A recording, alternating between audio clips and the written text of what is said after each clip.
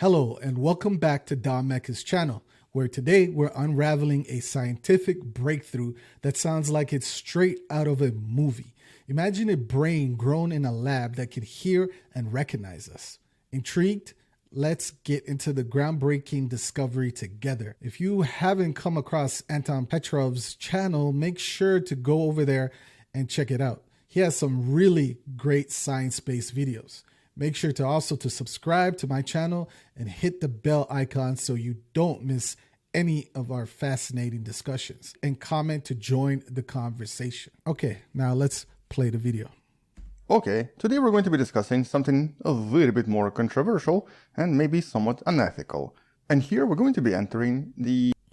Unethical is saying the least, right? Do these brain cells have feelings? Do these brain cells have any consciousness? Does it take a large collection of brain cells to have consciousness? Where do you draw the line? But you know what? If these type of experiments help further humanity somehow, they need to be done. They need to be explored and then figured out. I guess, Victor Frankenstein territory. Brain-computer hybrid, where the scientists physically took human brain cells and then were able to train this unusual hybrid to recognize human voices. Can you imagine a near future where this goes even further, where there's like a combination of human and technology to the point that you can't recognize the difference between them? Imagine an AI chip embedded into your brain with access to all of human knowledge instantly that could just be downloaded into your thoughts. Incredible. Which apparently it was able to do. And so in this video, let's talk a little bit more about this particular study, what was achieved here and why it's important, and also briefly mention about some concerns in regards to ethics. But first, here is roughly... Are we going to let ethics get in the way of human progress? I doubt it. Because, you know, if America, the US, EU, Canada, if they don't work on this, the other countries will definitely work on it. If the technology is available, it's going to get developed. If it's in the realm of possibilities, it's going to be fully exhausted. To just ban something like this would, I don't know. At this point, it's very early, so I can't even make a judgment call, really. What all of this... What do you guys think? ...looks like. A tiny brain tissue directly connected to computer architecture and directly able to communicate with it using input-output signals. But we've actually discussed something very similar in a video approximately 2 years ago that should be in the description, where the researchers used another brain cell hybrid to essentially teach it to play the game of Pong, which it was able to do very efficiently. Can you believe that? But why exactly would anyone do this, and what is this for? And how is this different from all of the AI stuff we already have, such as the famous ChatGPT? Well, fundamentally, these are completely different things. Because if you want to learn more about ChatGPT, go check out my other channel, Stack Bounty. Our brain is ridiculously complicated in comparison to any computer we've been able to create. It contains nearly 90 billion neurons, each forming on average 10,000 connections. Recently, Australian researchers announced the creation of a supercomputer known as Deep South, trying to simulate human brain synapse operations by developing the most complex neuromorphic computer in existence. It's going to be able to perform 228 trillion synaptic operations per second, in some sense, kind of similar to a human brain. Jeez. We're getting to the point where we're able to process as much as a human brain almost already. And with the development of AI, this progress is just going to get faster and faster, I believe. But there's obviously a main problem. Because AI could develop AI, it could research, it could run generational tests in mere hours. With this approach, or I guess maybe a couple of problems. Supercomputer requires a lot of energy and can usually only function for a short period of time before encountering problems. And we're just getting started though. We're just getting started. As we want to learn about the brain using computers, it's just always going to be extremely difficult, and we're never going to create something that's exactly like the brain. In terms of how fast the brain is in processing information, and in terms of how much information it can store inside of it at all times, there's just no computer on the planet that's ever going to be as successful as the human brain.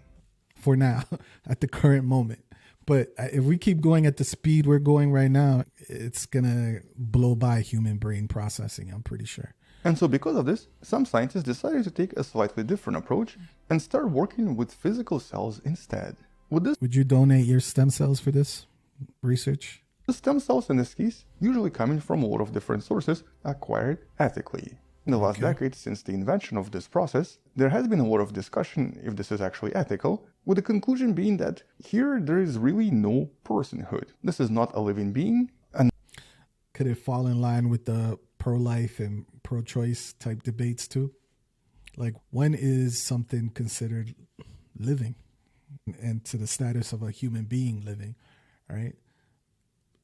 Say a person is in a hospital medically or technically diagnosed as being brain dead.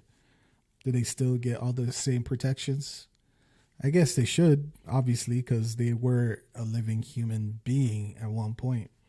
But when it comes to cells, stem cells for brain tissue grown in a lab, how do you make that determination? Although obviously some people are still going to be a little bit disturbed by this, but this has been used for a lot of different studies, and this is... I don't know if you ever watched Star Trek, the Borg. I don't know if you ever heard of the Borg.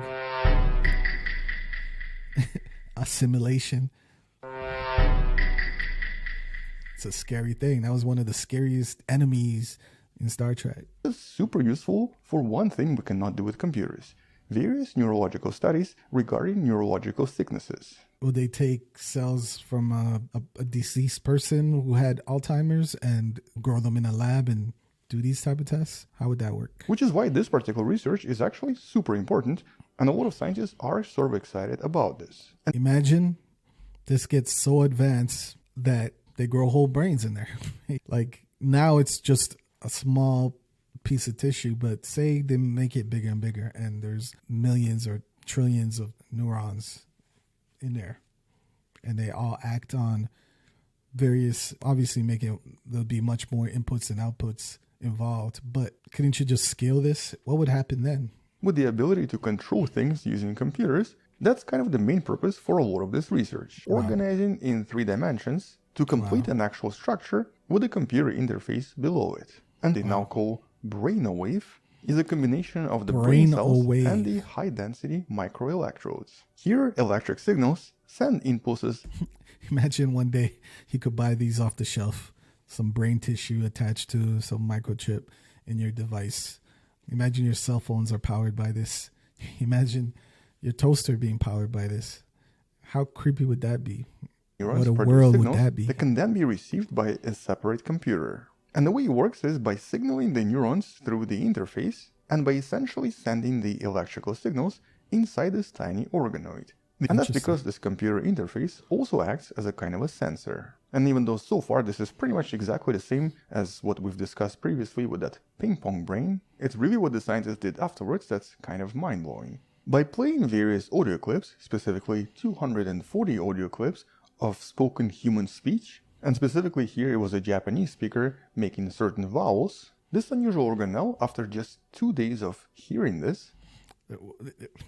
He says hearing, so I guess they had to translate the audio into signals, no? Electrical signals, because it doesn't have any organs, it doesn't have any ears.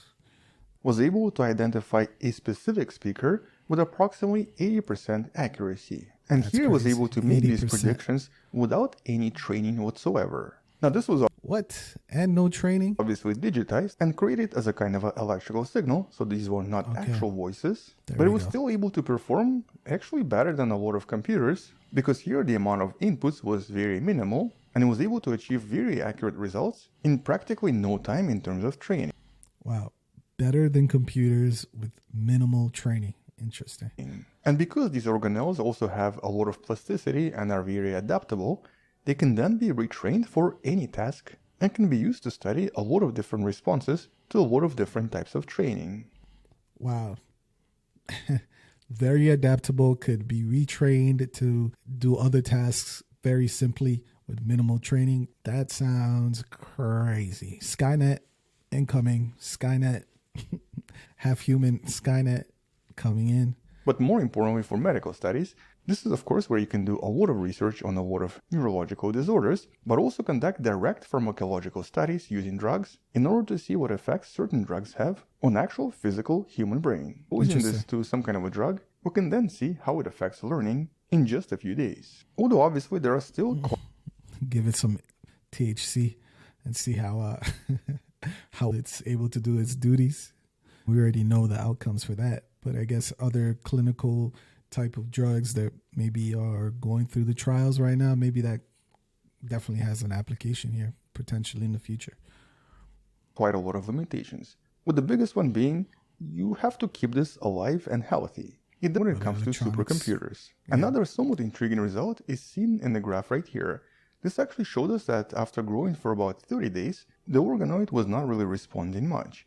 After 45 days though, it was already producing certain signals, and after 60 days, it started producing a lot. In some sense, representing the optimal level for these organoids. It's interesting to see how fast these brains mature and how fast they acquire an ability to produce signals and to process information. But this whole scientific field, sometimes referred to as neuromorphic engineering, can obviously get very tricky very quick when it comes to pushing the ethics. With one company, BrainChip, even actually selling commercial kits that you can physically buy now and to some extent physically grow your own. Wow. So you could already order this, build one at your home. Oh my God.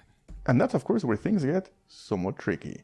If this is commercially available for basically possibly anyone, who's to stop my neighbor next door from buying one and creating some kind of a super organoid that's possibly alive and functioning and conscious? Okay, I guess finances would stop him because these are still very expensive, but I think you know what I mean here. And so maybe commercializing this is not a good idea. This should still stay in the realm of research and specifically medical research, or are you trying to ban this from public use already, Anton? Learning to understand human consciousness and of course human intelligence. But by commercializing this and possibly making this relatively easy, could be very scary, very important for a lot of studies. But greatness is achieved at the edge, the border of boundaries, right? It's achieved at the edge of being uncomfortable. So this is it's a bit uncomfortable. Who knows what countless breakthroughs this might provide for, even fighting disease, maybe human machine interfacing. I don't know if you've seen The Matrix. In The Matrix, when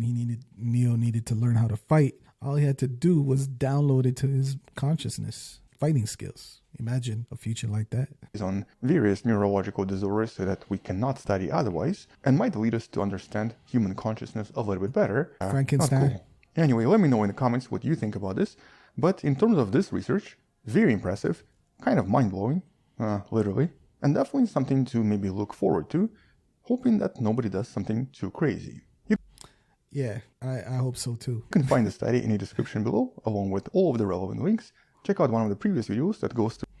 I'll link to this video and the studies in the description also. That's the end of the video. Let me know what you guys think. Do you think stuff like this should be regulated? Should people be able to recreate this in their home without any supervision or any licensing or anything? Or should big government stay out of it and let progress proceed? Let me know in the comments what's your thoughts, what the potential is for this, what the dangers are, and if you think this is good or not. Until the next video, Mecca out. Oh, make sure to like, subscribe, and share with 5 people if you can. Share this video. Freak them out a little bit.